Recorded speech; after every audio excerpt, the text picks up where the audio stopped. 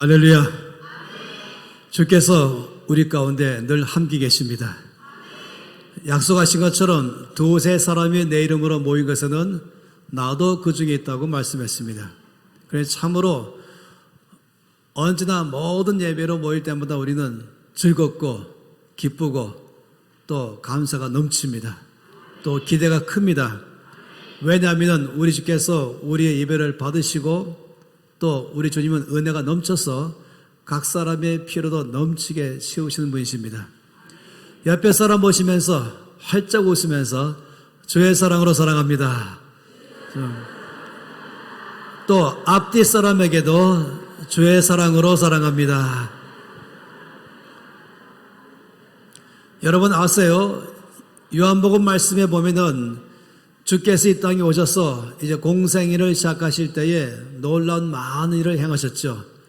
그 주님이 행하신 모든 일들을 요한복음에서는 표적이다라고 말씀했습니다. 이 표적이라고 말하는 단어는 뭐하고 비교되냐면은 기적과 비교됩니다. 표적이라는 것은 우리가 은행 갔을 때 돈 찾을 때에 나라는 사람의 신분을 확인시킬 때 사인으로 하잖아요. 사인하면은 대조해 보면서 옛날엔 도장을 찍었죠. 이게 바로 표적입니다. 영어로 말하면 사인 또는 마크. 나는 납니다. 내가 바로 그 사람이에요. 내가 그 사람이기 때문에 내가 맡긴 돈 주세요. 이럴 때가 바로 우리가 사인한다 또는 도장 찍는다. 이게 바로 표적입니다. 다시 말하면 예수님이 행하신 모든 것들은 우리들의 눈에는 기적이지만은 예수님이 하나님의 아들이심을 증명하는 시간들인 것입니다. 그래서 표적이다라고 말씀했어요. 주께서 이 땅에 오셔서 제일 먼저 행하신 표적이 뭔지 아십니까?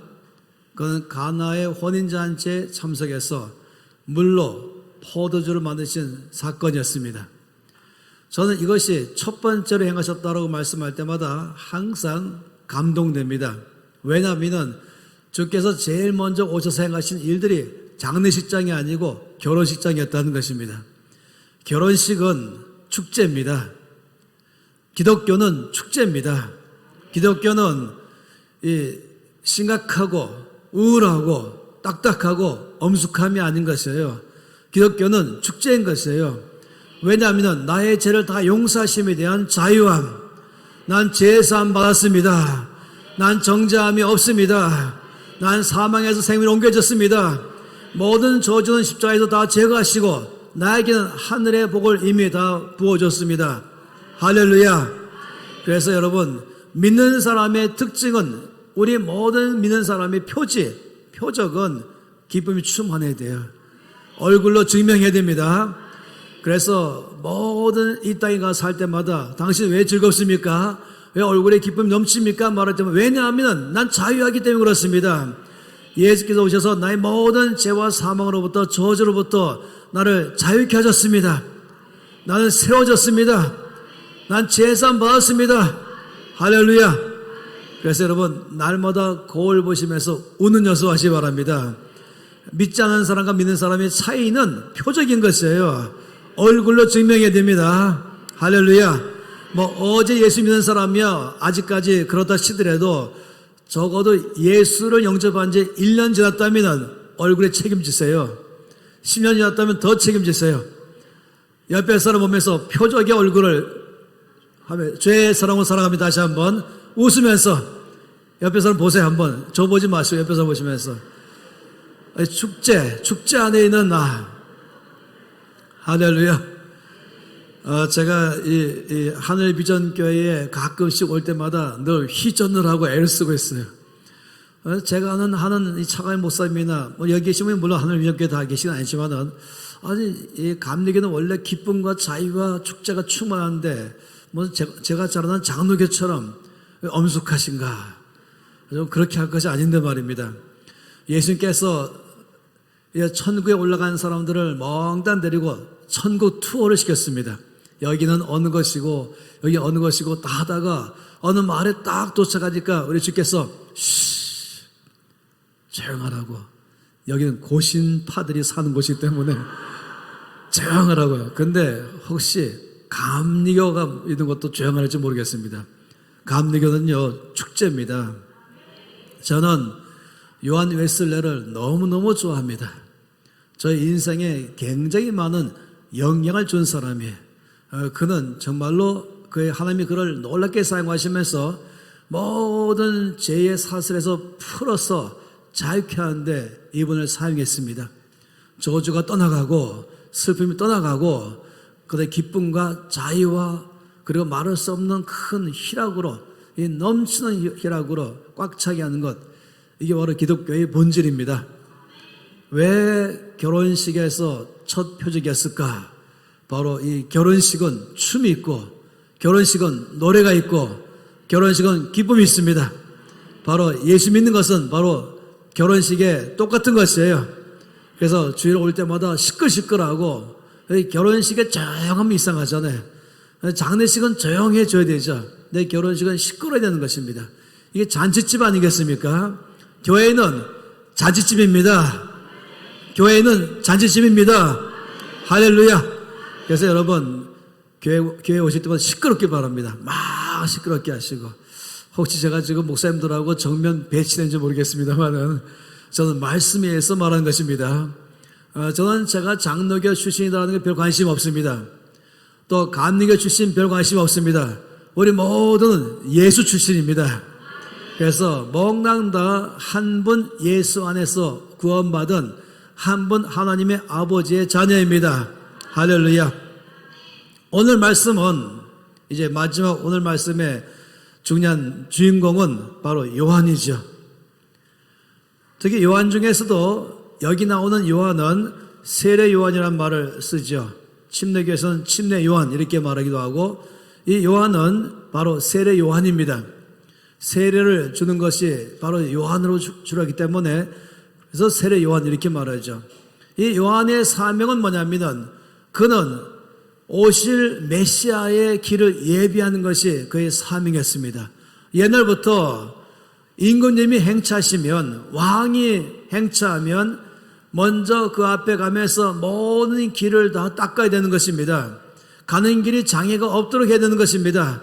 그리고 사람들로 하여금 임금님을 환영할 수 있도록 그 길도 닦아야 되고 마음도 닦아야 되고 모든 분위기를 만들어가는 것이 늘 해야 될 일이 있던 것이죠. 우리나라도 이제 이번에 대통령이 이제 이 동남아시아에, 인도차이나에 3개국을 방문하잖아요. 그러면은 분명히 몇 개월 전부터 이미 이 대통령이 가는 길을 예비하기 위해서 앞에 가서 길을 다 닦기 시작한 것입니다. 미국 대통령이 한국에 하루 오든지 3일 온다 할지라도 6개월 전부터 작게는 50명에서 많게는 100명 이상이 미리부터 와서는 모든 길을 다 닦아서 와서 조금 더 장애물이 없도록 하게 하는 것입니다. 세례 요한의 역할은 바로 그것입니다.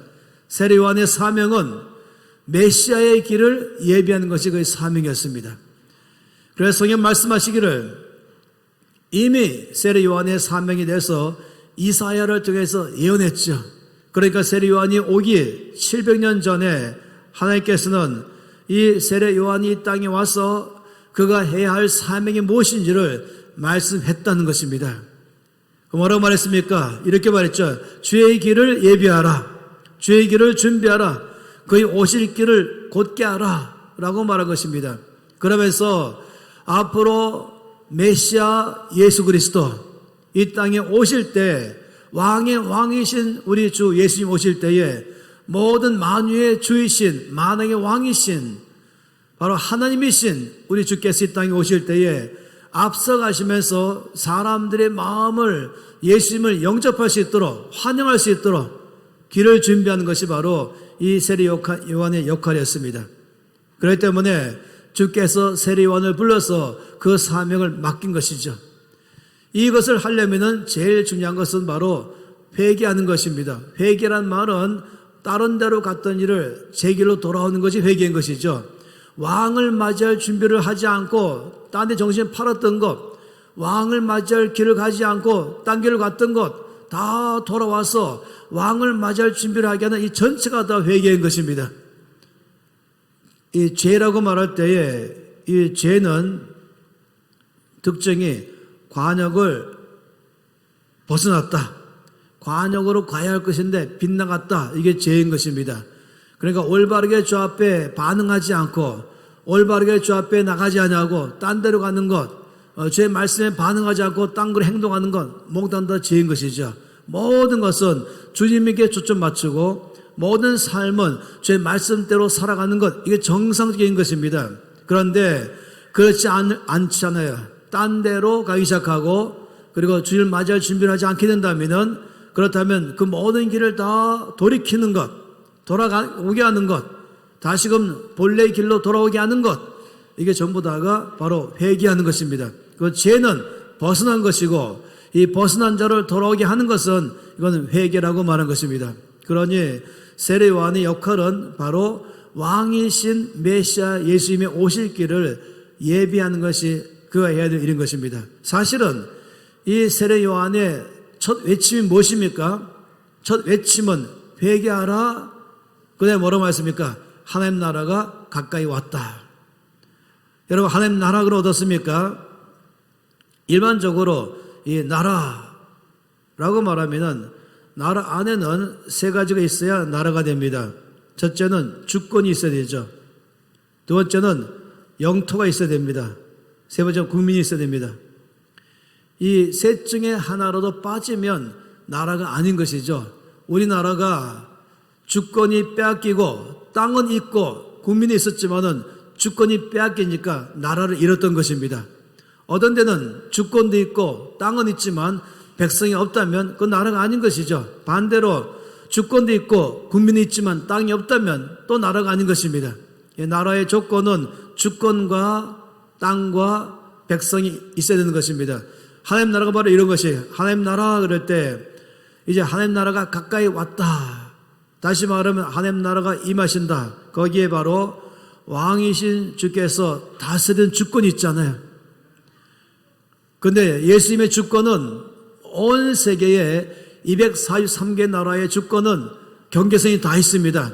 아무리 큰 나라인 중국이라 할지라도, 아무리 큰 나라인 브라질, 인도나 미국이라 할지라도 항상 경계선이 있습니다. 우리나라도 경계선이 있잖아요. 이 삼면을 해서 한 나라가 둘로 쪼개진 가장 슬픈 경우지만은 우리도 경계선이 있지 않습니까? 이거 국경선 이렇게 말하죠. 그런데 여러분 아세요? 하나님 나라는 국경선이 없습니다. 왜냐하면 우리 예수님은 어느 특정한 나라의 왕이 아니십니다. 우리 예수님은 모든 나라의 왕이십니다. 만왕의 왕이시며 만유의 주이신 것입니다. 일본 사람도 예수님은 바로 왕이시고, 중국 사람도 예수님은 왕이시고, 한국 사람도 예수님은 왕이시고, 러시아도 왕인 것이고, 온 세계에 243개 나라 모든 나라의 왕은 바로 오직 예수님이십니다. 그래서 온 땅에 왕으로 오신 예수님. 또 하나님 나라는 영토의 한계가 없잖아요. 온 땅 전체가 다 주의 것입니다.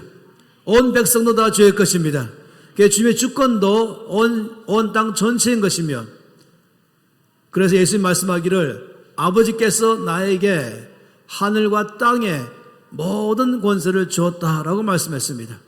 시편에 말하기를 너희 만민들아 여호와를 찬양하라, 너희 모든 백성들아 주를 찬송하라 라고 말했습니다. 또 시편에는 땅과 거기 충만한 것이 다 여호와의 것이다 라고 말씀했습니다.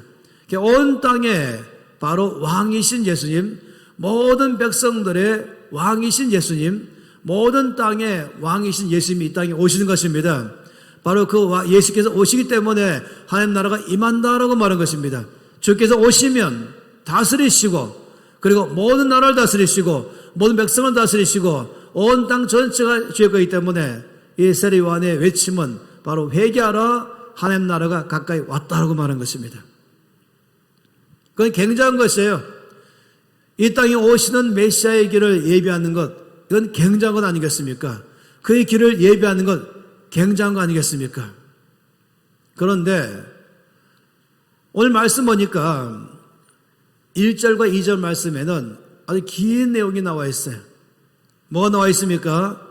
디베르 황제가 통치한 지 15해, 본디오 빌라도가 총독으로 있고, 헤롯이 갈릴리의 분봉왕, 그 동생 빌립이 이드레와 도라고니 지방의 분봉왕, 또 로사니아가 아빌레네의 분봉왕, 이 세 명의 분봉왕을 말한 다음에 그 다음에는 당시에 두 명의 대제사장 안나스와 가야바가 바로 대제사장으로 있을 때에 하나님께서 세례 요한에게 사명을 주었다.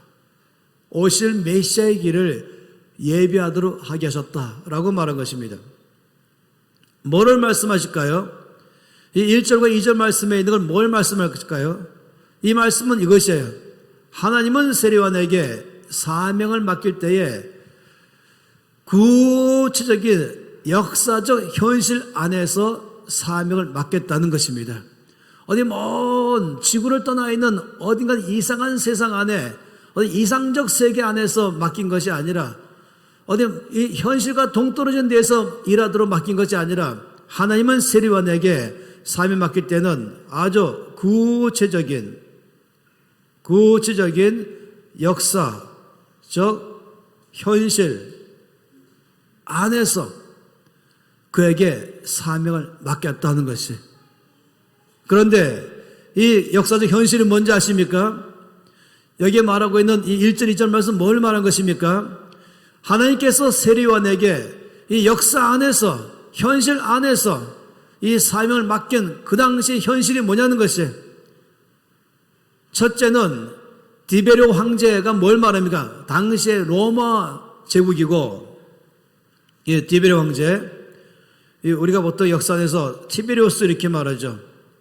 이 티베리우스 로마의 황제, 아주 자칭 황제라고 말하면서 이 티베리우스는 로마 안에서도 가장 안 좋은 황제 중 하나예요. 그는 자기만이 신이다 했습니다. 그러니까 티베리우스는 이 제우스 신전까지도 자기 밑에 있어야 되는 것이에요. 그래서 황제 숭배 사상을 일으킨 자가 바로 티베리우스예요. 따라서 만일에 이 로마 황제 말고 딴 왕이 있다고 말하면은 바로 최고의 형을 받게 되어 있습니다. 그렇기 때문에 지금 세례 요한에게 맡긴 것은 아니 이 티베리우스 황제보다 더 위대하신 분이 계신다 이걸 말해내는 것이에요. 굉장히 위험한 것입니다. 가장 지금 이 사명을 감당하기 제일 어려운 때에 있다는 걸 말한 것이에요.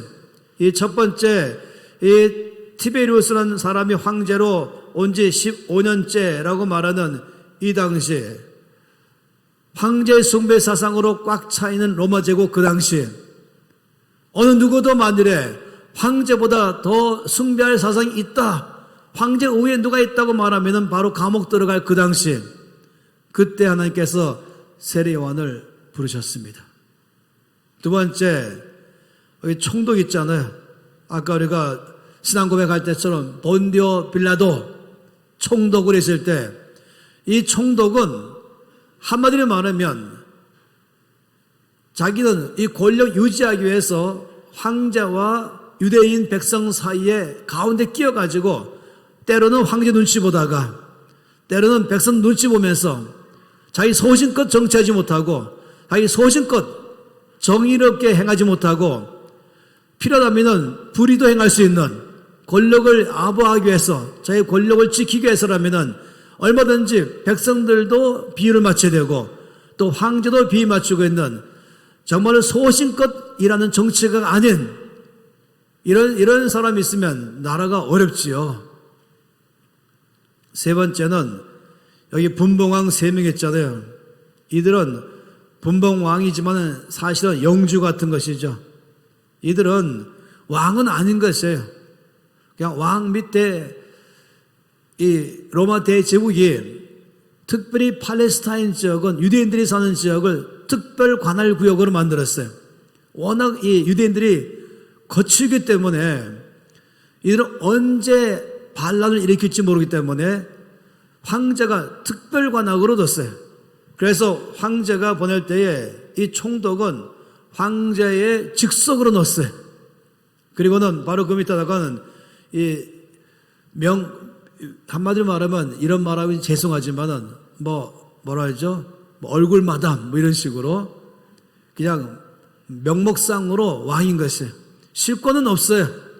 그렇지만은 왕으로서의 갖고는 영화는 좀 뭐랄까요? 화롭게 살 수 있는 걸 다 줬죠. 명예도 주고 하지만은 그렇지만은 실세는 없어요. 이건 황제만 갖고 있는 것이에요. 왜냐하면 그렇게 함으로 말미암아 이들은 유대 계통 사람이죠. 100% 유대인은 아니지만은 어쨌든 팔레스타인 계통이에요. 그러다 보니까 유대인들의 민심을 다독거리기 위해서 이들을 얼굴 마담으로 세운 것입니다. 그러니 이들 세 명은 백성들을 위해서 뭘 제대로 정치해 보겠다, 백성들의 입장에서 뭘 갖다 로마 제국에다가 뭘 해보겠다, 그 꿈도 안 꾼 사람이에요. 관심도 없어요. 백성들의 안위, 백성들의 번영, 백성들의 안전 관심도 없어요. 어떻게든지 로마 황제 밑에 잘 보여갖고 왕의 자리에 제대로 붙어 있을까, 이거만 늘 관심 갖고 있는 이들이 바로 이 세 명의 분명 왕인 것이에요. 거다가 네 번째는 두 명의 대제사장. 원래 대제사장은 백성들의 영적인 면을 돌아보고 말씀으로 양육하고 하나님 앞에 나가서 중보기도 하며 이들을 올바른 믿음의 삶을 살도록 해주는 것이 바로 이들의 역할인 것인데, 이들은 영적 지도자이기보다는 정치가에 더 가깝습니다. 거의 정치가와 딱 붙어가지고 백성들의 영적 상태는 관심도 없어요. 그들을 위해서 말씀으로 양육할 관심도 없어요. 어떻게든지 로마 제국에 잘 붙어가지고 그냥 유진할까 하는 이런 것이 바로 이들인 것입니다. 생각해 보세요. 지금 주님께서 이 1절, 2절에 길게 이와 같은 네 종류의 사람들을 쭉 설명하신 것은 뭘 말하는지 아십니까? 그것은 세례 요한의 사명이 얼마나 힘든가 잘 말하는 것입니다. 제가 여러 교회를 이때까지 이 40년 동안의 제 사역은 한 교회에서 머무는 것이 아니라 어떻게든지 한국 교회를 섬기는 것이 전 사명입니다. 저는 교회 때문에 늘 심장이 불타고 있는 사람이에요. 제가 이전 단체도 철저하게 한국 교회를 섬기는 데만 제 사명을 다했습니다. 저 NCMN도 철저하게 단체가 마치 에이전트 같은 것이에요.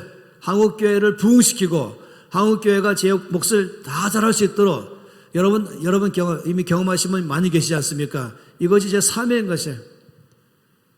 그러면 다니면은 요즘에 가장 어려운 게 뭐냐면은 목회하기가 힘들어요 이렇게 말해요.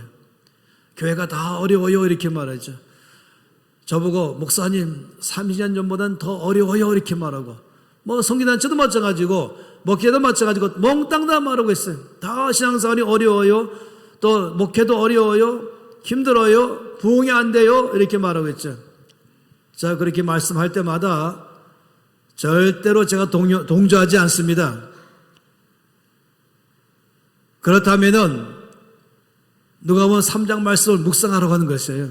하나님께서 세례 요한을 부르셔서 이 어마어마한 일을 맡겼잖아요. 앞으로 오실 메시아의 길을 예비하는 게 그 역할인 것이고, 사람들의 마음을 준비케 하는 게 역할인 것이고, 메시아가 오실 때에 딴 데 가 있지 않고 왕을 영접할 수 있게 하며 그들의 주 앞에 자기 온 삶을 드릴 수 있게 하는 것이 역할이고, 하나님 나라가 임하게 하는 것이 그 역할인 것입니다. 세례 요한이 이 사명 받았을 때 하나님 죄송하지만은 시대를 잘못 만났습니다. 지금 타이밍이 아닙니다.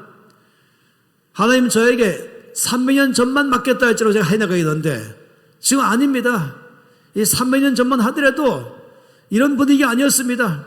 복음 전파하기 참 좋은 분위기였습니다. 정치적으로, 경제적으로, 사회적으로, 영적으로 사람들의 상태 가운데 모든 게 다 아주 말랑말랑할 때, 모든 게 다 갈급해 있을 때 그때 저를 부르셨어야죠. 지금처럼 이렇게 정치적으로, 사회적으로, 경제적으로, 영적으로 모든 게 다 아주 피폐해 있을 때에, 가장 어려울 때에 왜 하필이면 이때 저를 부르셨습니까? 감당 못하겠습니다.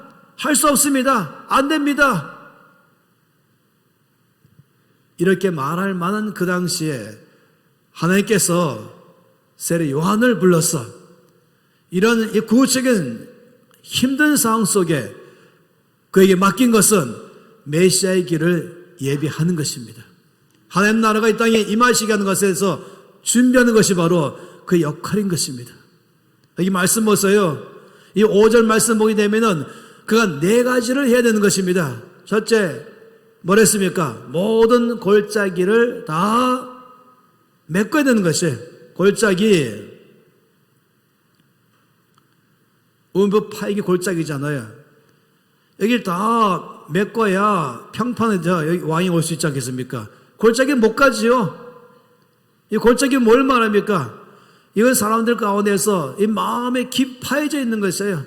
절망감이 있는 사람들, 두려움이 있는 사람들, 마음에 쓴뿌리가 있는 사람들, 이게 깊은 마음의 골짜기 있으면은 주께서 오시기 어려운 것입니다. 이 사람들을 치료하고 세우고 회복하게 하는 일을 해야 되는 것입니다. 두 번째는 산이에요. 산. 어디 갑니까? 산을 깎아야죠. 이 산. 사람들이 마음이 산 같은 것이에요. 사회가 산 같은 것이에요. 사회가 골짜기 같고 마음이 골짜기 같고 어떻게 왕이 올 수 있겠습니까? 이 세례 요한은 이 골짜기를 메꿔야 되는 것입니다.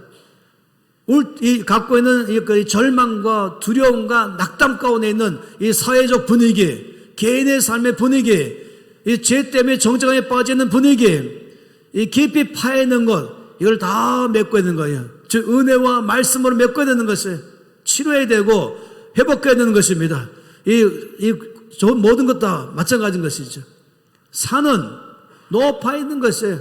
교만이지요. 자기밖에 모르는 교만, 하나님을 무시하고 있는 교만함, 이 교만한 마음들, 겸손한 마음으로 다 깎아내야 되는 것이 세례 요한의 사명이었어요. 세 번째 뭐라고 말했습니까? 세 번째는 구분길. 이렇게 구분길 아니겠습니까? 이거 고속도로 만들어야 되죠. 이 구분길을 똑바로 펴야 되는 것이에요. 이 구분길은 뭐겠습니까?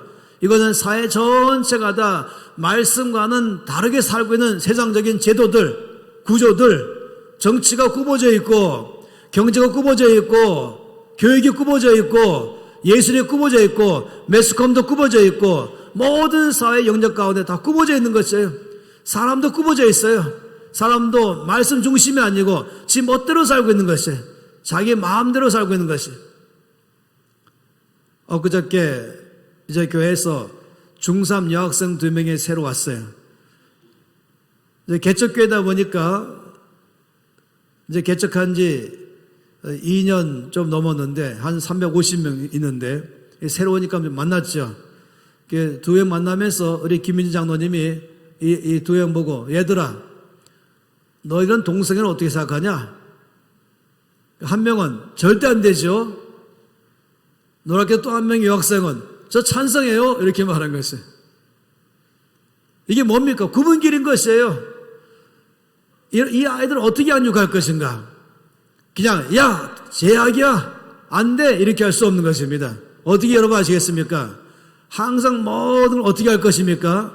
물론 어떤 경우는 의학적으로 말해야 되고 또 이건 사회적으로 말해야 되고 윤리적으로 말해야 되고 또 이러면 생물학적으로 말해야 되고 실질적으로 일어나고 있는 이 패밀리 현상 안에서 말하면서 왜 동성애가 위험한가를 말하는 건 물론 필요한 것이지만 가장 절대적으로 표현하는 게 뭔지 아십니까? 이 구부러지기를 어떻게 표현하는 것입니까? 말씀인 것입니다. 이 말씀은 진리지요. 말씀을 통해서 왜 말씀 안에서 볼 때 동성애는 뭐라고 말하고 있는가? 말씀 안에 볼 때에 정치는 어떻게 말하고 있는가? 말씀 안에 볼 때 지금 나의 모든 삶이 구부러져 있는 것인가 아닌가? 이 구분길을 펴려면 말씀밖에 없는 것입니다.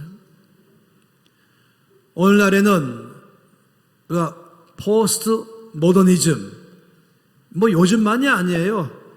세례 요한 당시에도 포스트 모더니즘 여러분 아세요?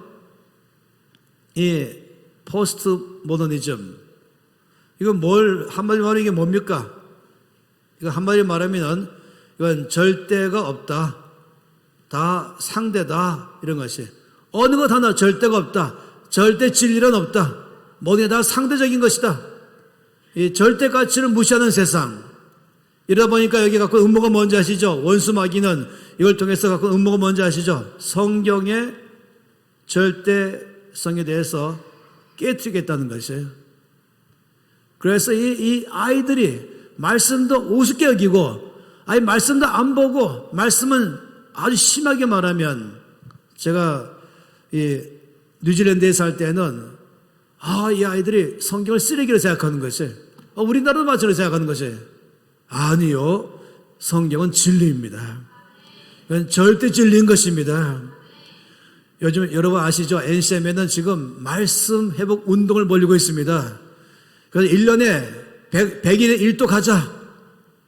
100일에 1독 하는 거예요. 1년에 1독이 아니에요. 도대체 온 크리스찬 가운데서 성경 1독 이상 한 사람이 2%밖에 안 돼요. 이 말씀의 절대도 모르면서 어떻게 그렇게 하셨습니까? 제가 지금 벌인 운동은 성경은 적어도 자기 나이만큼은 최소한 읽어야 된다. 그래야 말씀에 의해서 기준이 생기고 내 안에 구분기를 곧게 하고 정치 안에 곧게 하고, 지금 정치계 안에 예수 믿는 집사 장로가 수두룩하게 있어요.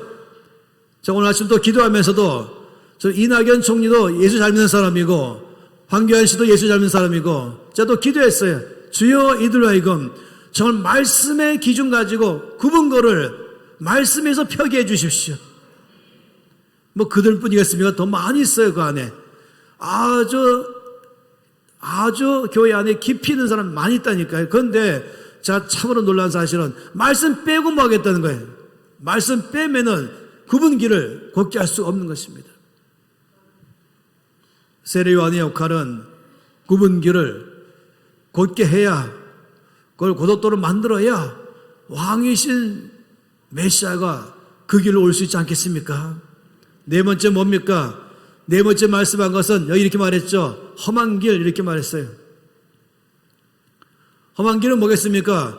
울퉁불퉁, 이게 험한 길이죠. 비포장도로가 험한 길의 아주 대표인 거 아니겠습니까? 비가 오면은 쑥 들어가고 파이고 이런 것이 바로 험한 길 아니겠습니까? 여기에 도로를 깔아야 되죠. 포장해야 되는 것이죠. 말씀에 포장해야 되는 것이에요. 험한 길 뭐겠습니까? 이 안에 갖고는 상처들, 이 안에 갖고는 비판적인 것, 이 안에 갖고는 원망하는 것, 이 안에 쓴뿌리 갖고 있는 것, 이 성격 자체가 거칠어 있어요. 너무 오랜 세월 동안에 상처받고 살다 보니까, 오랜 세월 동안에 어렵게 살다 보니까 마음이 다 거칠어져 있는 것이에요.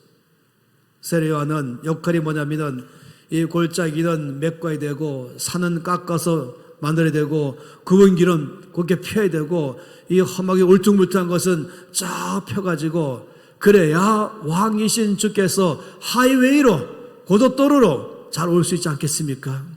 이게 바로 세례요한의 역할인 것인데, 이걸 하려고 하니까 제일 먼저 이걸 왜 하는 것입니까? 하는 목적이 무엇입니까? 왕이신 주께서 이 땅에 오십니다. 메시아가 오십니다. 메시아 오실 길을 예비하십시오. 이걸 선포하는 것이에요. 그런데 그 당시에 모든 환경은 그렇게 하기에는 정말로 어려운 상황이었습니다. 그래서 말씀드린 것이에요. 여러분, 예수 믿기 어렵습니까? 여러분, 예수 전하기 어렵습니까? 어떤 핑계도 대지 마십시오. 어떤 핑계도 되면 안 됩니다. 제가 이 말씀 왜 전하는지 아십니까? 왜 세례요한입니까? 저는 여기 계신 모든 분이 몽땅 다 또 다른 차원에서의 우리는 세례요한입니다. 그래서 세례요한 팩트라고 말하고 싶어요. 세례요한은 오실 메시아의 길을 예비했다면 우리 모두는 다시 오실 왕을 예비하는 자의 역할인 것입니다. 할렐루야. 세례요한은 이 땅에 오시는 예수님을 예비했다면 우리 모두는 다시 오실 왕을 예비한 것이 우리 사명인 것입니다. 따라서 세례 요한의 사명이나 여기 우리의 사명이나 똑같다니까요. 그런데 사실은 세례 요한보다 우리는 훨씬 더 좋습니다. 왜냐하면 말씀이 확실하게 되어 있지. 성령께서 이미 오셨지요. 성령이 우리 안에 와 계시고 말씀에 이미 견고하게 되어 있고, 이런 가운데서 우리는 세례 요한보다 훨씬 더 좋은 입장에 있는 것입니다. 아무리 주변이 어렵다, 아무리 생활이 어렵다, 아무리 세상이 어렵다고 말한다 할지라도 아니요, 성령 하나님이 우리와 함께 계십니다. 보혜사로 계십니다. 내 옆에 계시면서 내가 이 사명을 완수하기로 결정하고 믿음으로 제가 하겠습니다.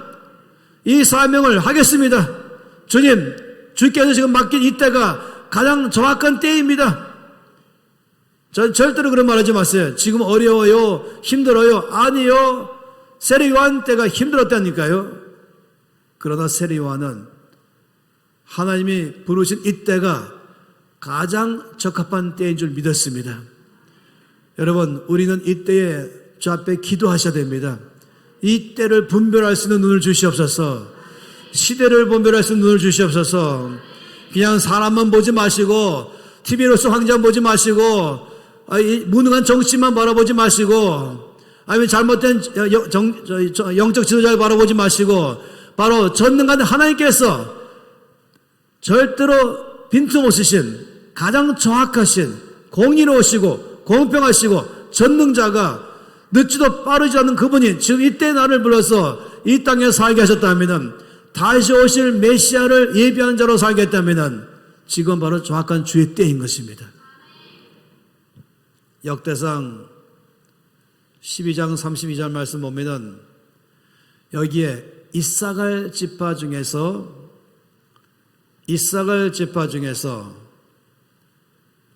200명이 있는데 이들은 시세를 아는 자다. 시세를 안다. 시세를 안다는 말은 지금이 어느 때인 줄 안다는 것입니다. 하나님이 지금 일하고 있는 걸 안다는 것입니다. 그냥 사람만 바라보는 것이 아니라 환경만 바라보는 것이 아니라 하나님이 지금 이때에 무엇을 하고 계시는가, 하나님께서 앞으로 어떤 일을 하실 것인가, 이걸 아는 사람들이 바로 시세를 아는 사람들인 것입니다. 그러니까 두 번째, 마땅히 할 일을 안다는 것이에요. 시세를 알아야 마땅히 할 일을 아는 것이죠. 그래서 주님이 이 사람들을 리더로 세웠습니다. 여러분, 언제나 이 세상에서 영향을 주며 이 세상에서 변화를 일으키며 이 땅에서 주의 뜻을 성취하는 사람들의 모든 특징은 다 리더입니다. 리더란 말은 타이틀로 말하는 게 아닌 것이에요. 리더는 특징이 뭡니까? 시세를 아는 사람이에요. 지금이 어느 때인가, 시세를 아는 사람. 잠자는 사람처럼 비몽사몽 안에 계시면 안 됩니다. 무슨 술 취한 사람처럼 흔적 왔다 갔다 비틀거리면 안 되는 것이에요. 세례 요한처럼 시세를 아는 것입니다. 하나님께서 지금 다시 오실 메시아의 길을 예비하도록 맡긴 것을 알고, 아무리 지금 정치적으로, 사회적으로, 경제적으로, 영적으로 이것도 저것도 안 돼 있고, 사람들의 마음 상태가 골짜기가 많이 있고 산이 많이 있고 그렇게 구부러져 있고 울퉁불퉁하고, 개인으로 보든 가정으로 보든 도시로 보든 나라로 보든 정치나 경제나 교육이나 모든 사회를 바라보든 제대로 된 것이 없다 그럴 때 세례 요한이 바로 그런 때라니까요. 그때 그가 부르심 받은 것입니다. 그리고 세례 요한은 믿었습니다. 하나님이 이때에 나를 부르신 걸 믿었습니다. 내가 마땅히 해야 될 줄 믿었습니다. 세례 요한은 담대했습니다. 두려워하지 않았습니다. 하나님만 두려워했습니다. 그는 자기 사명을 다 성취했습니다. 회개하라고 말한 것이죠. 이 몽땅 다가 회개의 증거인 것입니다. 이 전체를 돌이키는 것, 바꾸는 것, 오실 왕을 예비하는 것, 이 자체가 회개인 것이죠. 하나님께서는 늘 그런 사람 통해서 역사하셨습니다. 저는 오늘 이 말씀 보면서 우리 모두에게 지금 주어진 사명은 세례 요한과 똑같다는 것입니다. 다시 오실 메시아의 길을 예비하는 것, 이 땅에 하나님 나라가 임하게 하는 것, 다시 말하면 왕이신 메시아가 다시 오실 때에 골짜기가 메꿔져야 되고 산이 깎여 있는 것이고 모든 굽은 길이 펴져야 되는 것이고 울퉁불퉁한 험한 길은 평탄하게 되게 하는 것, 이것이 저와 여러분이 해야 할 일인 것입니다. 그러려면 나부터 먼저 말씀 봐야 되지요. 나부터 매일 말씀 봐야 되는 것이에요. 10장씩 읽어야 되는 것이에요. 그래서 1189장을 10장씩 읽어야, 그러면 10장 전체 읽으면은 전체가 100일 동안에 당연히 1000장이지 않겠습니까? 그런데 189장은 조금 더 읽을 수 있는 것이에요. 그래서 이 1189장을 100일에 1독씩 끝내자. 그래서 이 말씀을 알아야, 그래야 어떻게 골짜기를 메꿀 것인지, 어떻게 산을 깎을 것인지, 어떻게 꾸불꾸불한 길을 곧게 펼 것인지, 어떻게 평탄한 길을 갖다가 곧게 이 울퉁불퉁한 길을 평탄하게 할 것인지 먼저 말씀을 알아야 되고 성령의 능력을 받아야 되고 기도를 해야 되고, 이것이 바로 오늘날의 세례 요한의 사명인 것입니다. 저는 이 짧은 3일 지나가면서 오늘 여러분에게 대도전장을 제시하러 왔습니다. 세상 말로 맞짱 뜨려고 왔습니다. 결판 내려고 왔습니다. 정말로 죽을 각오를 하면서 사십시오. 정말 최선을 다해 사십시오. 나는 다시 오실 메시아의 길을 예비하는 세례 요한의 사명을 받은 자입니다. 그래서 사십시오. 목회자만 사명 받은 것이 아닌 것입니다. 우리 모두는 다 몽땅 받은 것입니다. 우리 모두가 다 똑같은 사명 받고서 내가 가는 곳마다 거기에 주의 나라가 임하게 하는 것, 이것이 나의 사명인 것입니다. 핑계대지 마십시오. 어렵다 힘들다 하지 마십시오. 혹시 여러분이 아시겠지만은 주께서는 믿음 따라 역사하십니다. 준비된 만큼 역사하십니다. 이 NCMN이 갖고 있는 스쿨 3개가 있잖아요. 또 세미나 4개가 있잖아요. 아신 것처럼 하나마다 항상 정원이 350명입니다. 그리고 대기로 50명 받습니다. 이번에도 재정학교를 학교 시작 2개월 전에 항상 온라인으로 등록하잖아요. 아신 것처럼 그럴 때는 바로 12시에 땡 하면서 시작해서 거기 온라인 등록하는 만큼 350명 딱 되고 그 다음에 50명 대기 딱 되면 바로 저절로 끝나는 것이죠. 이미 끝났습니다. 제가 알기로도 차가희 목사님이 말씀하시기를, 이 하늘비전께서도 아주 딱 다들 대기하고 있다가 12시 땡에서는 몽땅 다 쫙 타이핑하는데 반만 됐다고 1분 10초 만에 끝나버렸잖아요. 바로 그 전에 영적 권위 세미나도 1분 만에 딱 끝나는 바람에 바로 300명이 아우성이 있었어요. 이미 300건 70명 받았어요. 그리고 50명 더 받았죠. 그래도 난리 나는 것이에요. 모든 게 다 그렇습니다. 모든 세미나, 모든 스쿨마다 하나님께서 지금 일하고 계십니다. 다시 오실 메시아의 길을 예비하기 위해서 지금이 바로 주께서 일하시는 때입니다. 지금이 바로 주께서 온 이 나라 전체 안에 부흥을 준비하고 계십니다. 주께서 역사하고 계십니다. 마음을 준비하십니다. 이 나라를 주의 나라로 바꾸려고 지금 일하고 계십니다. 주께서 믿음의 사람들 중에서 역사하십니다. 이걸 아는 사람들, 시세를 아는 사람들, 마땅히 할 일이 뭔지 아는 사람들, 하나님은 그런 사람 중에서 일하기 시작하는 것입니다. 그러니 여러분이 혹시 아시는 분 아시겠지만은 NCM에 훈련 받으려고 5번 떨어진 사람이 있고 7번 떨어진 사람도 있는 것이에요. 계속해 떨어지니까 1분 30초 만에 끝나니까 타이핑 하나 끝나지 않겠습니까? 그리고 모일 때마다 그냥 특별히 무슨 암 환자 기도한 적도 없고 백혈병 기도한 적도 없지만은 저희 신으로 예배 드릴 때 병 낫는 건 그냥 일반인 것이고 하나님이 역사하시잖아요. 지금 이것이 이 나라 전체 안으로, 전 세계 안으로 주께서 일하고 계십니다. 여러분, 어제 말씀드렸지만은 하박국 2장 14절 말씀에 주께서 하박국 통해서 예언하시기를 물이 바다를 덮음같이 여호와의 영광을 인정하는 것이 온 세상에 가득하리라. 그건 주님의 계획입니다. 온 땅에 대한 주님의 계획입니다. 주님의 계획은 여호와의 영광이 온 땅에 충만한데 얼마큼 물이 바다를 덮음같이 물샐 틈 없는 만큼 여러분 저는 주께서 세우신 이 계획이 반드시 이루어질 줄 믿습니다. 주님 다시 오시기 전에 이런 일이 일어날 거라고 말씀하는 것입니다. 그런데 이것은 세례 요한처럼 시세를 알아야 되는 것이에요. 그래서 나를 통하여 하시는구나 이걸 아는 것입니다. 지난 7월 말 8월 초에 유스 히어로 캠프 열었잖아요. 그러니까 중고등학생들만 350명, 370명 딱 받았죠.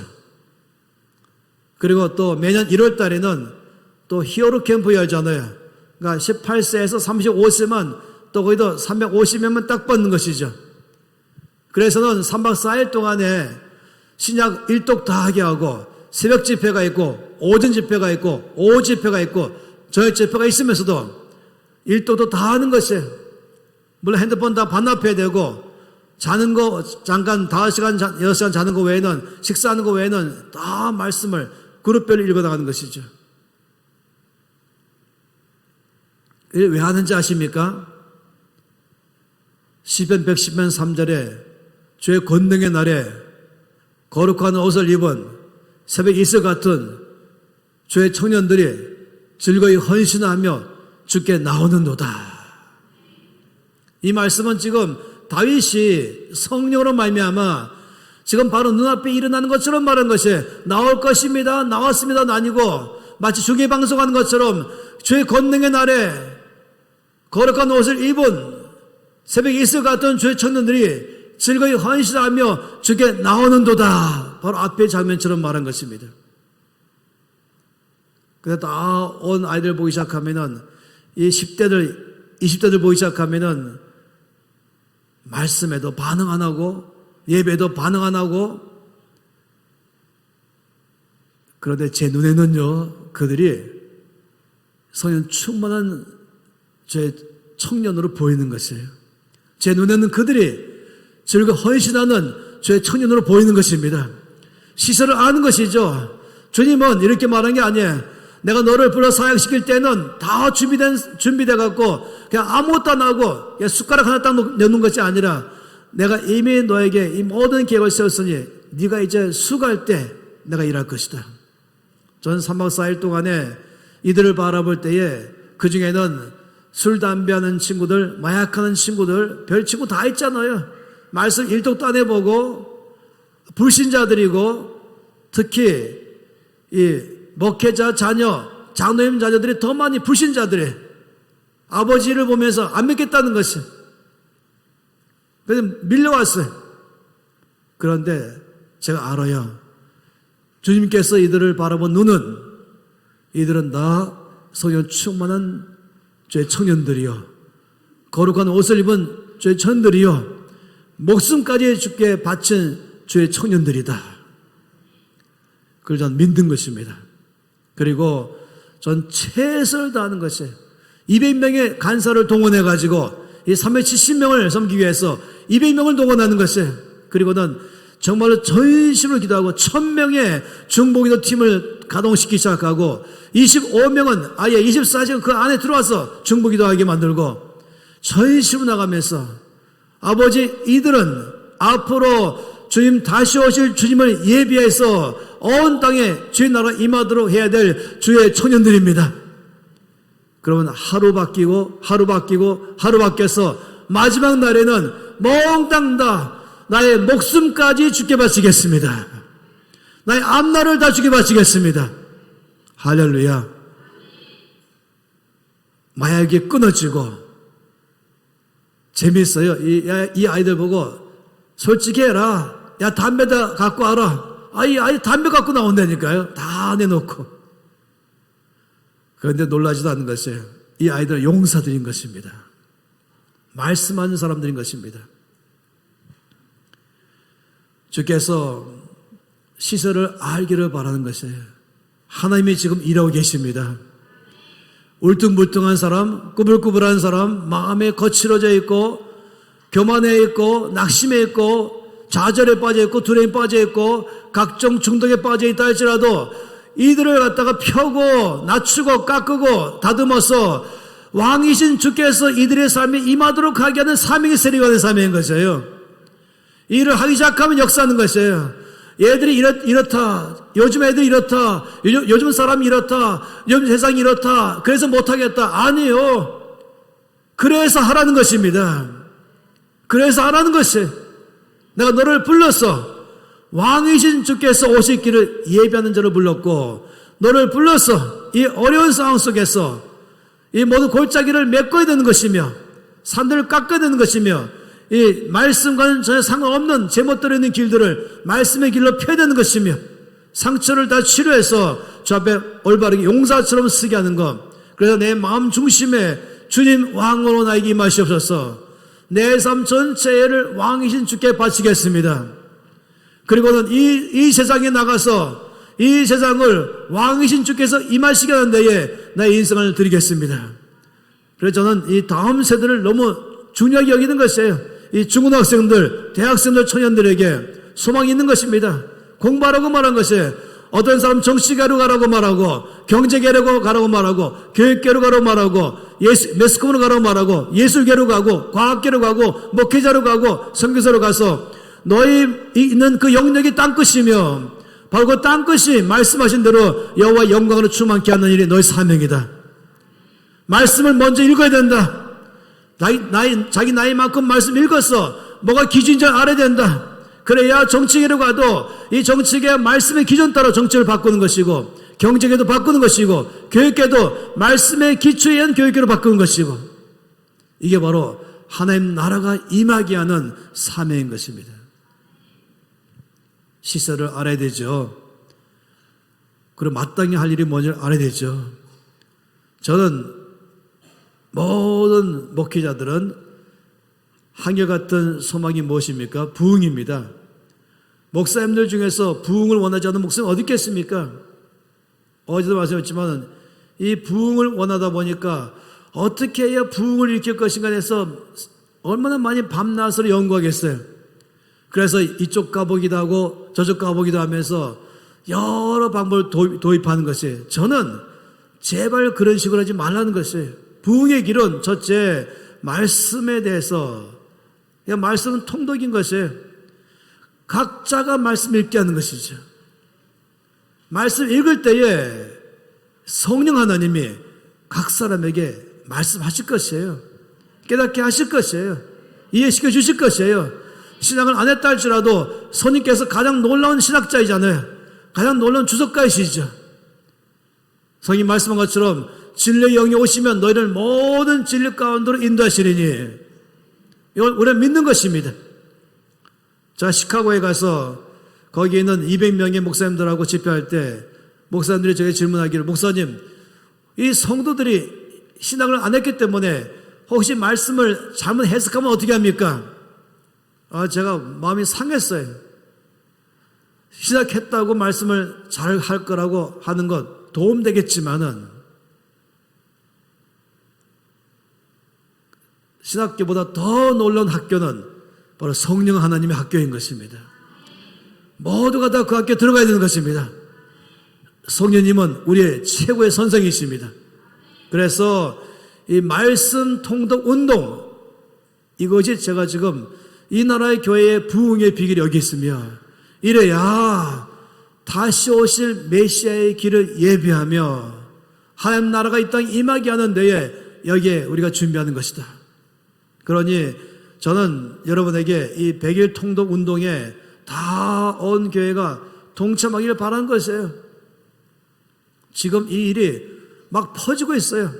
한국 안에도 수십만 명이 여기 좀 들어와 있고 해외에도 많이 들어와 있는 것이에요.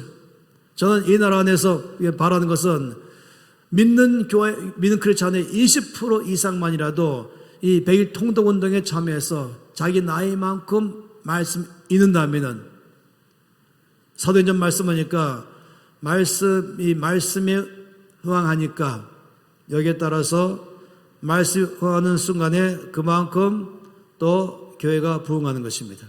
그만큼 또한 여기에 이 세상의 사회 구조가 바뀌었습니다. 항상 여기에 중심이 말씀이었습니다. 사도행전 6장 말씀은 또 11장에 13장에서 계속 말씀하는 것은 말씀이 흥할 때에 역사가 일어나는 것입니다. 사사기에서는 뭡니까? 사사기는 정확하게 이렇게 되어 있어요. 이렇게 되어 있어요. 사사가 죽으면 주를 떠나고 원수에게 맡겨서 포로 생활하고 밑바닥까지 가면 너무 힘들어서 회개하기 시작할 때 주께서 구원하셔서 사사를 보내게 하시고 살게 하시고 사사 죽으면 또 내려가고 이게 반복되고 있어요. 사사가 죽었다 이 말이 뭡니까? 말씀이 없다는 걸 말하는 것입니다. 말씀 중심의 삶을 살지 않고 내 멋대로 살아갈 때에 일어나는 삶을 말하는 것이죠. 따라서 사사기와 사도행전 말씀 가운데서는 말씀이 흥하면은 개인이 부흥하고 교회가 부흥하고 나라가 바뀐다고 말한 것입니다. 그러니 우리는 반드시 이 나라에 가장 중요한 것, 돈도 안 들이면서 특별한 방법도 필요 없으면서 모든 사람이 쉽게 참여할 수 있는 것, 바로 말씀 통독 운동에 들어가는 것입니다. 말씀을 읽기 시작하는 것입니다.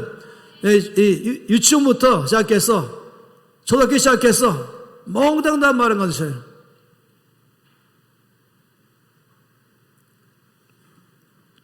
이것이야말로 부흥의 출발이죠.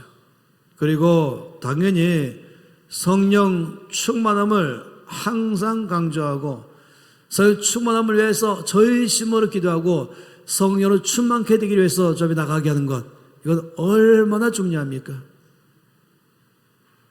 또 우리가 기도하는 삶 얼마나 중요합니까? 전심으로 기도하게 하는 일 해야 되는 것이죠. 그래야 여기서 부흥이 오는 것입니다. 생각해보세요. 이거는요, 특별한 방법이 필요한 게 아닌 것입니다. 특별한 기술이 필요한 것도 아닌 것입니다. 특별 강사가 와야 되는 것도 아닌 것입니다. 그냥 누구든지 시작하면 되는 것이에요. 함께하기 시작하면 되는 것이죠. 요즘처럼 카톡방이 얼마나 좋습니까? 5명씩 묶어가지고 서로 격려하고 위로하면서 함께 가는 것이에요. 혼자 할 때는 힘들어도 5명이 함께 묶어서 같이 가면 얼마나 쉽습니까? 요한 웨슬레는 이렇게 말했어요. 제가 참 요한 웨슬레를 너무 좋아하죠. 요한 웨슬레의 놀라운 말씀이 여러 개 있는데 그중 하나가 광신자. 요한 웨슬레의 이 광신자의 정의를 전 너무너무 좋아합니다. 이렇게 되어 있어요. 바람직한 목적은 있으나 합당한 수단은 없는 사람. 기가 막혀요. 제가 늘 이 강의에 썼는데 이렇게 정확하게 표현하니까 너무 좋았었어요. 이 바람직한 목적은 있지만 합당한 수단은 없는 사람. 이 감리교는 아시죠? 감리교는 이 수단이라는 걸 굉장히 강조하고 있어요. 여러분 시작하시면 아셨죠? 영어로 means라고 얘기했었죠. means, method. 감리교 메소디스트. 이 수단. 그래서 저는 이걸 갖다가 늘 강의했던 것 바로 집어넣었어요. 뭐냐면 농부.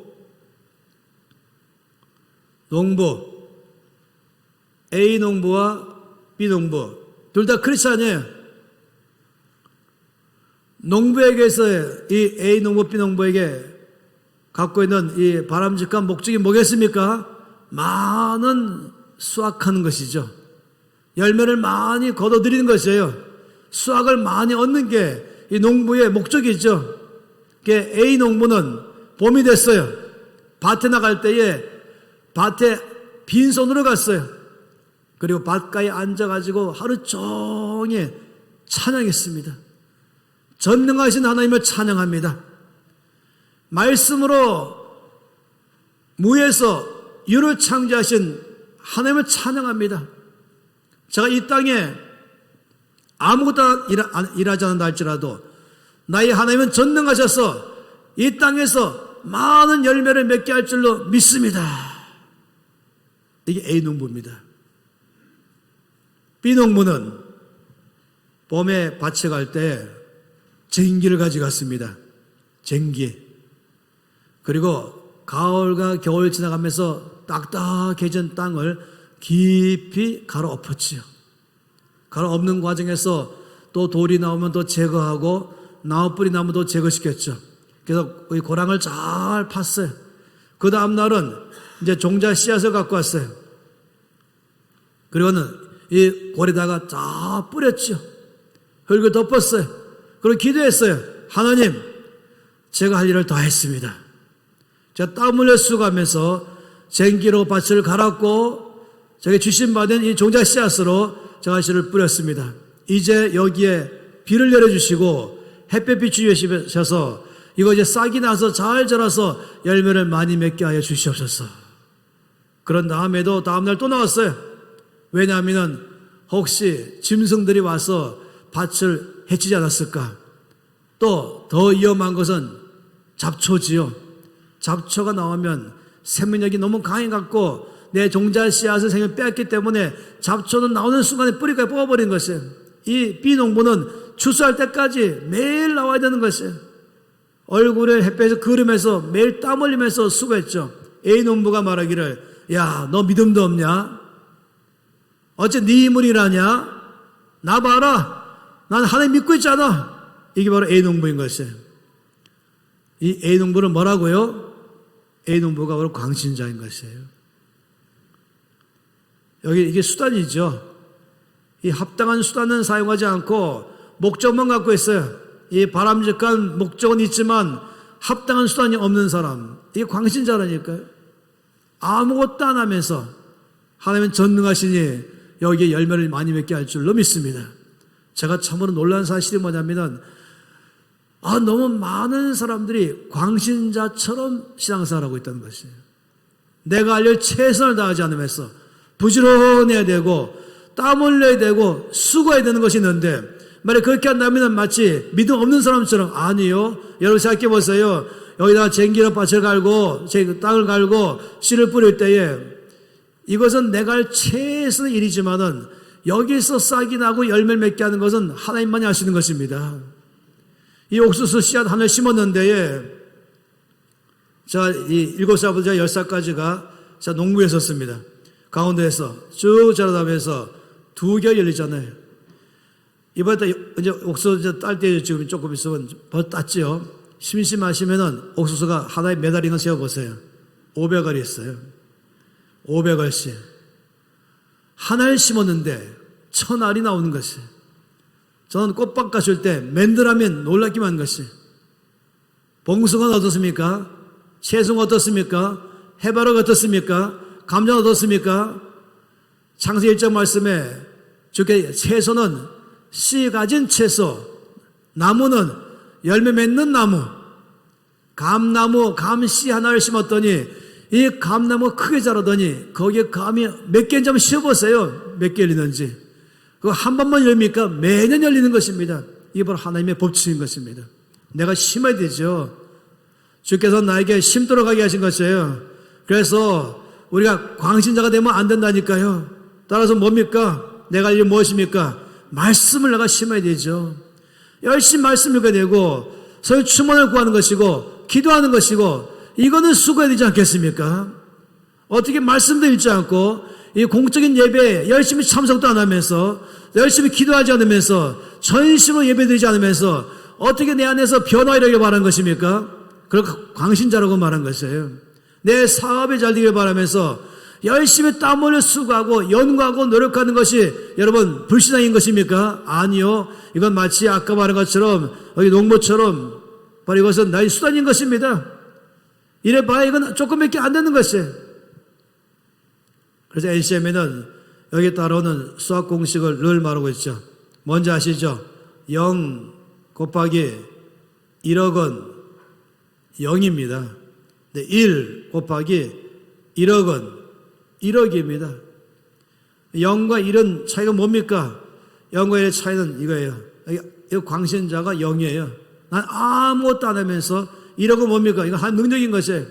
난 아무것도 안 하면서 하나님만 전능하십니다. 그래서 일은 뭡니까? 내가 쟁기를 가는 거, 씨를 뿌리는 거, 잡초를 뽑는 것 아무리 해봐 1밖에 안 돼요. 여러분 농부가 내가 능력이 많아서 이 많은 열매를 거둬서 누가 말합니까? 나는 단지 1밖에 안 했는데 하나의 능력으로 이렇게 많은 수확을 거뒀습니다. 수고하고 애를 쓰고 땀 흘리고 부지런하는 것, 이것이 뭡니까? 이것이 바로 합당한 수단인 것입니다. 그러니 이 요한 웨슬레이 정의가 얼마나 감동인지 모르겠어요. 광신자란 바람직한 목적은 있지만 합당한 수단은 없는 사람, 그런 광신자 되면 안 되는 것이에요. 세상을 바꾸는 사람으로 살아가려면, 다시 오실 메시아의 길을 예비하는 세례의 완적 삶을 살아가려면 내가 할 최선의 일을 다하는 것입니다. 말씀을 읽고, 그것도 말씀 읽을 시간이 없어요 말하지 마세요. 말씀 읽을 시간을 내야 된다니까요. 딴 시간 줄여서라도 내야 된다니까요. 기도할 시간 내야 되는 것이고, 성령 충만함을 구해야 되는 것이고, 모든 교회의 공예비는 참석하는 것이, 그 전심으로 참석하고 전심으로 기도하고 전심으로 예배드리고 저 앞에 전심으로 나가는 삶을 살아갈 때 거기서부터 부흥이 일어나기 시작하는 것입니다. 나는 아무것도 안 하면서 주여 부흥케 해주십시오. 아니요, 그럴 수 없다는 것입니다. 주님은 우리 모두를 이때에 다시 오실 메시아의 길을 예비하는 사명을 줬습니다. 하나님은 이때에 지금 일하고 계십니다. 온 땅에 영광 받도록 위해서 우리를 부르시고 우리 교회를 통해서 일하고 계십니다. 교회는 주님의 역사는 가장 놀라운 수단인 것이에요. 교회를 통해 일하시는 것이죠. 그러니 여러분, 이 고향지구에 있는 온 감리교회는 부흥하기를 바라는 것입니다. 딴 데 신경 쓰지 마세요. 작은 일 신경 쓰지 마세요. 교회 안에서 서로 싸우지 마세요. 제가 늘 말하는 게 하나 있어요. 그게 뭐냐면은, 영적 전쟁 강의할 때마다 늘 말하는 게 뭐냐면은, 이 진흙탕 싸움입니다. 진흙탕 싸움. 보통 진흙탕 싸움을 어떻게 쓰는지 아시죠? 자기끼리 싸울 때. 제가 환상을 봤는데, 여기 이제 이 고속도로가 있습니다. 쫙 해서. 그리고 여기에 지금 원수마귀의 진주가 있어요. 이 원수마귀를 깨트리기 위해서 가는데, 이 고속도로가 가다가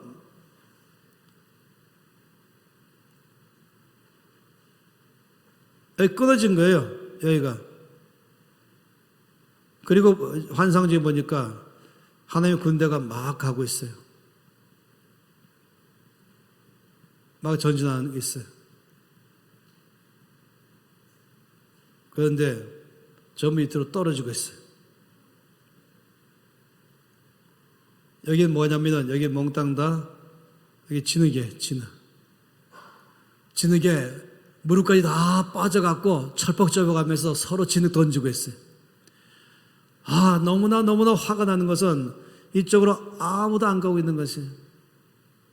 여기 지금 쳐서 마귀의 왕국을 깨트리면서 확장하면서 하나님 나를 넓혀가야 되는데 말입니다. 이 진흙탕 싸움 뭔지 아십니까? 이거는 서로 비방하는 거. 서로 늘 옳고 그름 갖고 따지고 있는 거예요. 맨날. 내가 싸워야 될 대상이 원수마귀인데 내가 싸우는 대상을 나의 형제로 보는 것이에요. 교회 안의 형제. 믿는 자가, 어디 믿는 자가 나의 싸움의 대상입니까? 믿는 자는 용서하고 이해하고 기도해주고 안아주고 서로 위로해주고 격려하는 것이 우리가 할 일이고, 같이 건너갑시다.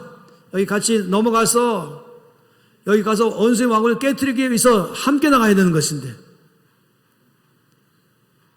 싸워야 될 대상이 좀 원수 마귀인데 어디 성도 안에 있겠습니까? 제가 있는 통합 측에는 노예가 많이 있어요. 여긴 지방이라 그러죠. 노예 가면은 싸움하고 있어요. 화가 나는 것이. 아니, 싸울 때가 이거 싸울 때인가요?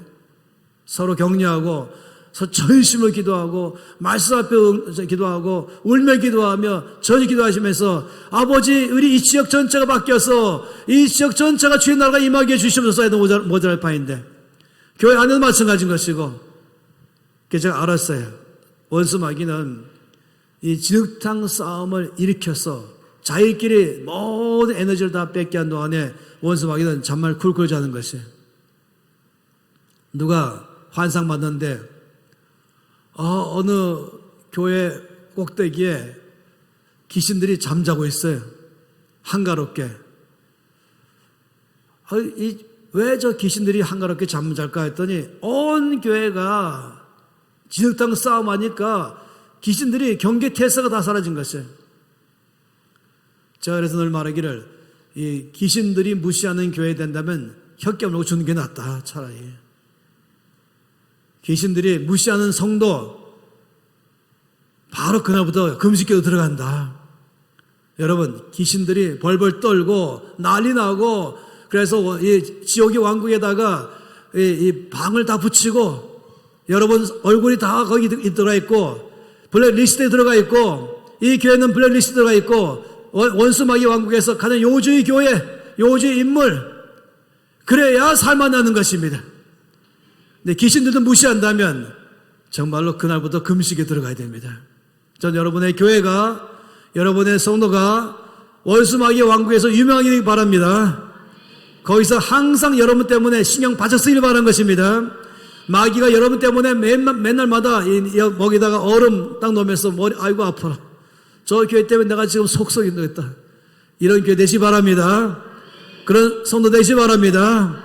그러려면 서로 열심히 사랑하십시오. 서로 용서하시고 이해하시고 돌아봐 주시고 함께 기도하시고 함께 세워주시고 그리고 말씀 앞에 전심 나가기 시작하고 예배와 기도에 전심 나가기 시작한답니다. 그러면 바로 그들을 통해서 이 땅에 주의 나라가 임할 것입니다. 바로 그런 삶의 말로 다시 오실 메시아의 길을 예비하는 자의 삶인 것입니다. 그러면은 모든 골짜기가 메워질 것이고 높은 산들은 다 깎아져서 메워질 것이고 그리고 또 꾸불꾸불한 길은 곧게 펴질 것이고 울퉁불퉁한 길은 다시 평탄하게 될 줄로 믿습니다. 우리의 소원은 하나밖에 없습니다. 왕이신 주님의 오실 길을 예비하자. 온 땅에 하나님의 영광으로 꽉 차도록 하게 하자.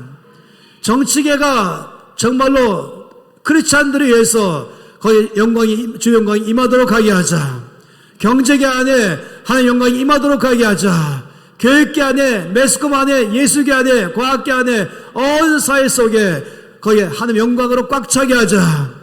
주님의 계획처럼 물이 바다를 덮은 같이 여호와의 영광이 온 세상에 가득하리라. 아버지, 나와 우리 교회를 통하여서 이 주님의 비전이 성취되게 해주시옵소서. 이게 바로 주의 나라가 임하는 것입니다. 세례요한이 회개하라. 주의 나라가 가까이 왔다. 바로 우리가 거행하는 것이 주의 나라가 가까이 왔습니다. 주여 나를 통하여 어제 말한 것처럼 나를 통하여 주의 나라가 임하시옵소서. 일단 이 고양시부터 주의 나라가 임하시옵소서. 할렐루야. 말씀 앞에 나가십시다. 선유 충만을 구하십시다. 전심을 예배드리십시다. 그래서 서로 사랑하며 용서하며 감사주며 격려하며 위로하면서 우리의 싸움은 서로가 아니라 우리는 가족이며 우리의 싸움은 원수마귀입니다. 주의 나라가 확장나가는 데에 함께 나가십시다. 할렐루야. 이번 기회를 통해서 정말 저는 이 고향지구에 여러분 통해서 승전보가 울리기를 바랍니다. 이 땅에서 부흥을 맞이하는 소식을 듣기를 원합니다. 다 함께 손들겠습니다. 두 손 높이 들면서 아버지 다시 한번 저는 바로 사명자입니다. 저는 세례 요한의 사명 받았습니다. 다시 오실 왕이신 예수님의 길을 예비하는 것이 바로 나의 사명입니다. 주여 나를 통하여 주의 나라가 이 땅에 임하시옵소서. 아버지 모든 골짜기가 메워지게 하며 산들이 깎이게 하며 굽은 것이 펴기 시작하며 울퉁불퉁한 것이 평탄케 되는 데에 주여 나를 써주시옵소서. 말씀 앞에 나가겠습니다. 기도로 나가겠습니다.